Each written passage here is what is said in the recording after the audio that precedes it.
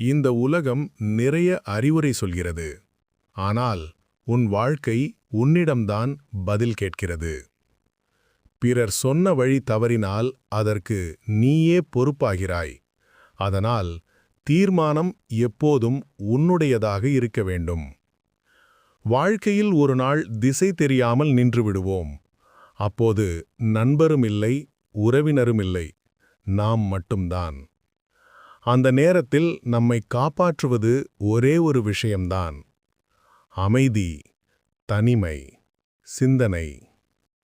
அதற்கு பெயர்தான் தியானம்.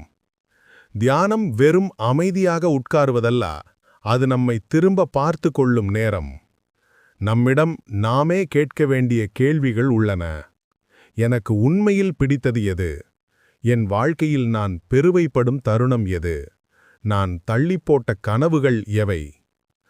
பணம் என் வாழ்க்கையை நடத்துகிறதா அல்லது நான் பணத்தை நடத்துகிறேனா? குடும்பமா, வேலையா, எது எனக்கு முக்கியம்? இந்த எல்லா பதில்களையும் அமைதியாக எழுதி வைத்துக்கொள். மனம் உயர்த்தும் விஷயங்களை மனதில் சிவப்பாக குறிவை. மனம் எடையடையும் விஷயங்களை உள்ளத்தில் கருப்பாக குறிவை. காலம் செல்ல செல்ல கருப்பு சிவப்பாக மாற வேண்டும்.